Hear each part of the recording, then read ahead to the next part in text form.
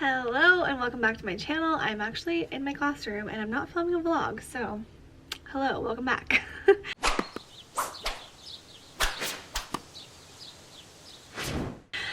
Today I wanted to talk with you guys about a new, I was about to say an app, it's not really an app, it's more of a program, but a new program that I've been using with my class, and they've been loving it and I've been really loving it too. So I definitely wanted to share with you guys because I know there are a lot of you out there that are either new teachers or going to school to be a teacher, and all these ideas are like things that you can put in your pocket and save for later, or if you're already a seasoned teacher, especially if you're at the end of the year and you need something to like add in, this is a great thing, and then a great thing for next year as well. Okay, so the website I'm going to share with you guys today is called ClassTime, and ClassTime is a website where you can quiz your students, summative, formative, however you're choosing, at the end of a lesson, whatever, and you can quiz them, and then you can do different like activities that kind of go with it. I think you can just do it without as well, but I think that's kind of what makes it fun and makes it like a little bit more interesting. We've had a lot of different like testing type websites that we've used in our classroom in previous years, this year, whatever, and they just haven't been quite as fun as this. This one kind of stands out to me, and I think the biggest thing is that the kids work together on like a common goal. So versus being like in teams or working like individually, the whole class is working together, which is something that I've never like seen in anything really, that the whole class has to work together for a common goal. I've done stuff like that like on my own, but I've never seen like a program that like kind of forces the kids to all work together. I also love that it's not timed. You can set a time on it, but I always choose not to. My students get stressed out with Kahoot because it's too fast. Like we don't do anything that's like that quick. Like especially if we're doing a math problem, like they need time to be able to solve it. If we're doing like a reading question, like they need time to be able to read it, just everything. So stuff that's timed is just like, it's too stressful for my class, and we just like, it doesn't work. And I just think in second grade, that's just, I don't know, it can be fun for some things, but for most things it's just not the right situation. So I don't love that. And then I don't love that in like Kahoot or anything like that there would be like one winner, versus in this, like the whole class gets to win and the whole class gets to celebrate together. I noticed I have had a lot of students who get upset about stuff like that, and this kind of just like avoids that conflict altogether, because if one person wins, the whole class wins, and it's not just going to be like one person that's going to like bring down the whole class or something like that. Like everyone's just kind of working towards that common goal. Another thing that I really like is that there's no paper trail. So there is no like paper involved. My kids we've only used it for math just because that's the thing I use the most for like quizzes and stuff, not so much reading. But I give them a whiteboard marker and they use the table to do all their math on, and then they use the computer to answer, and there's no like extra paper. I hate paper around the classroom. It's just, it gets messy, and for something like this there doesn't need to be paper, so it's really nice that there's no paper involved, that it's all, you know, technology based. Another awesome thing is that even my most like unengaged normally students, my students who are normally the most unengaged, are like really engaged even during this. Like they forget that they're working on school, I feel like, because they're so involved in what like the thing is building, or that's what we've been doing so far, but the thing that's building, and they're like super just involved in wanting to get it to be built, and so they're not even like realizing that they're practicing. You can also do it, like I was saying earlier, that it's a group effort, but I've also done it to where I had students working in partners. I had a bunch of other students from another class in my classroom, and they didn't have their Chromebooks with them, so rather than like not doing it, I just had them pair up with a student that was in my classroom, and they just worked together and answered the questions together, and it worked out just fine. So that's another way you could do it as well. I also really like that the data is like really easy to look at, and I'm actually going to show you, like I'm going to walk you through kind of how to set it up, but I'm going to show you sort of what it looks like. There's a sample on their website and you can actually go on there and like see it as well. So I'm just going to show you what that looks like, because it doesn't have like my students' names on it or anything, and so they have that. So I'm going to show you that, and you can kind of see how it runs, and then I'll show you what the collaborative activities look like. They're so much fun. There's like the building ones, I don't know exactly what they call them. I think it's, I don't know, let me see. They are collaborative challenges. I don't know. And then they also have the puzzle challenges. And I haven't actually tried a puzzle challenge yet. I just think with second graders, the collaborative challenges are like their jam. But I know I've seen Megan from Too Cool for Middle School. She had used one of the puzzle ones, and that was like right up her kids' Ally because they're a little bit older, so that would be something that they'd be really interested in. I do want to try a puzzle one before the school year's over. I just haven't yet, but let me show you kind of what the, whoa, not the right thing. Let me show you what the collaborative challenges look like. Actually, let me walk you through how to get there first, and then I'll show you what they look like. Okay, so when you first get in, you're going to sign up for an account just like you would with any other website, basically. You just go over to teacher login and do all that jazz. And then, or I guess you'd go to start now. You always go up there once you have an account, sorry. And then down here is where the kids would actually put in the code. So what I do is I actually send them this screen, whatever you want to call it. I send it to them through the classroom, and so then I just push it to them, so then this pops up on the little screen, and then I give them the code, and then they can actually sign in with Google, which is really nice because then I don't run into the problem of all these like silly little names, which is fun in games, but like sometimes I'm like, we just got to get to the point, you guys. Like, put your name in and let's go. They can put names in. They don't have to sign in with Google, but they can, which is really nice. That's what I've always had them do. So once you are in, you have your little library area. So at the top, it says library, sessions, and challenges. If you go to your library, this is all the quizzes or anything that are yours. So there's some example ones in here that just came in the account when I first opened the account. And then this one I actually made, the one at the top. And then this one was one I actually took from their library. So on the library, you can also search for something. So say you wanted to do addition, and then a bunch of stuff's going to pop up. A lot of them are Khan Academy questions, which is really awesome because Khan Academy is a very like reputable, you know, brand, company, whatever you want to call it. So let's just say I want to do this one. So I'm going to click it.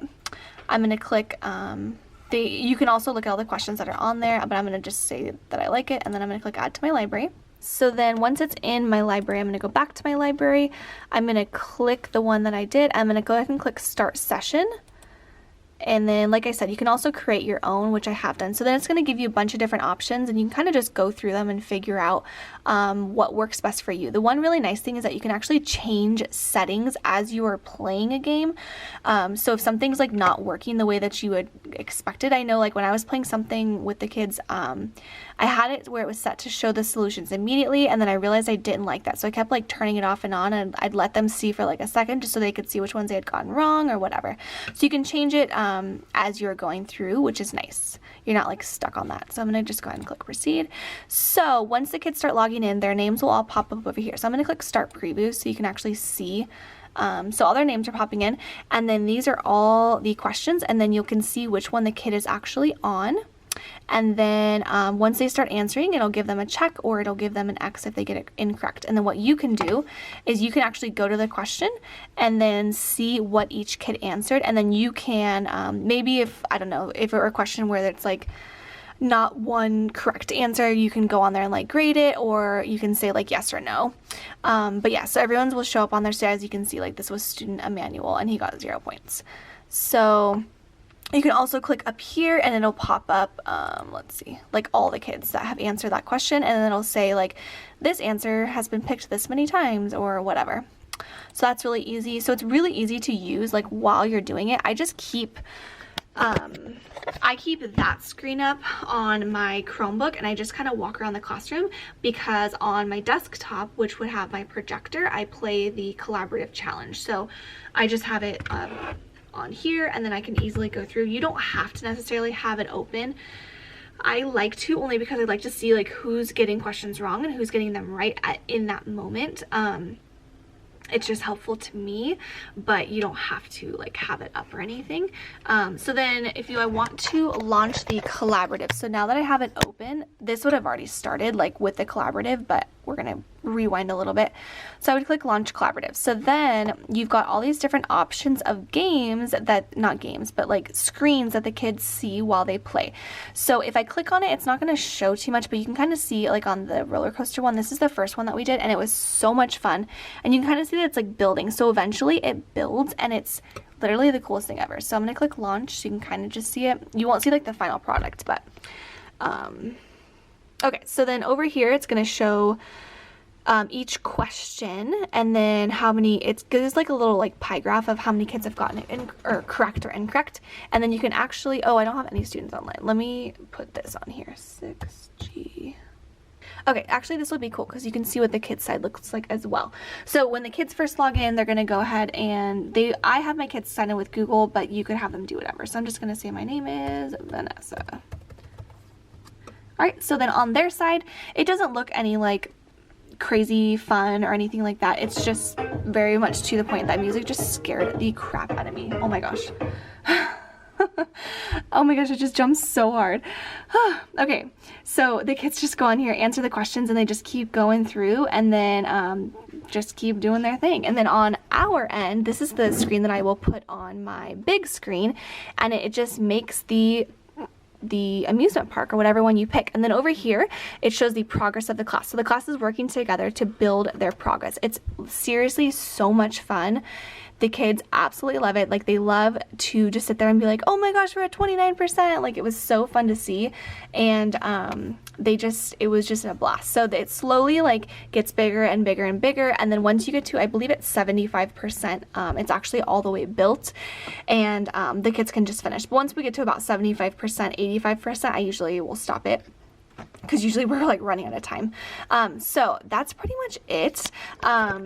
We have tried this one, and we've also tried, let me see what happens. Oh, there we go. So we have Fight City Pollution, Recharge Polly the Robot, Build the Tower Bridge in London, Resupply the International Space Station, and we've tried the Tower Bridge, the Jungle Coaster, and I think that's it. I think this is the one we're going to try next. This is the one they wanted to try next. I let them vote on which one they want to do. And then here's what the puzzle ones look like. I can actually like show you. So I believe it's just a blank screen, maybe. Yeah, must just be a blank screen. So then if I answer a question on here, let's see, 8 aliens landed on Mars, 6 of them decided to leave because it was too cold. 2. Okay, so then as I just did that, these different pieces just popped up on the screen. So I can also see, I guess I could do that on this too. And then there's music that plays, like you can kind of hear it in the background. It's so much fun. It just like plays over and over, but it's like a fun little like background music for them. And so let's answer one more question on here. So this would be, go to next. So as you can see on their computer screen, it's not anything like, you know, super, you know, crazy. Like it's very much to the point, which I really enjoy, because sometimes I feel like it can just be like too much stimulation, whereas the stimulation's kind of on the screen. So I guess, oh, I built this piece. So yeah, it just continues to build, and then once you're done. So I wanted to share that with you guys because I've like never had a quiz style like this. Like, I've tried a lot of other ones. I've tried Quizlet, I've tried you know, Kahoot, I've tried ones that are like our curriculum comes with, and none of them are like fun for the kids. Like, they do like Kahoot, but I think Kahoot just stresses them out too much, and it's just, I don't know, I don't love it. Actually, I've only tried it once with this class, and it didn't work. And in past years it hasn't really worked either with second graders. I don't know. And they get very, very loud with Kahoot, which is another thing that like, they will be like screaming when they get the question right, which is fine, but like not when there's other classes like right next door to us. So if you want to try out Class Time, I'm going to have a link down below that you can go on there and sign up for a premium membership if you want to sign up. In order to do the collaborative challenges, you do have to have a premium membership, but it's only a few bucks a month, I believe, and you can actually pay for a year, and it's even cheaper, so it's not too bad. But I'm going to have everything linked down below so you guys can try it out as well, because I think you'll really enjoy it, and it's just a fun thing to do with your kids, especially when it's going to be like a quiz and you need the data, but like the kids just don't want to like do it necessarily, and then you'll get your most unengaged students engaged. There. So like I said, I'll have everything linked down below that you guys can check them out, and even if you don't do the collaborative challenges, you can still go on there, and the data is really nice, and like you saw on there, it's pretty straightforward, so the kids can use it. And then you can easily like see who's getting questions right and who's getting questions wrong. For me, I don't like when programs are difficult to kind of see where the kids are at and what questions you're getting right and getting wrong. I like it when it's just like all laid out for me and like right there for me to see. I don't like to have to go like searching and clicking, and that just makes it easy for us. So if you're interested, it will be linked down below. Like I said, if you like this video, make sure you give it a thumbs up, and make sure you follow them over on Instagram. And I will catch you guys in my next video.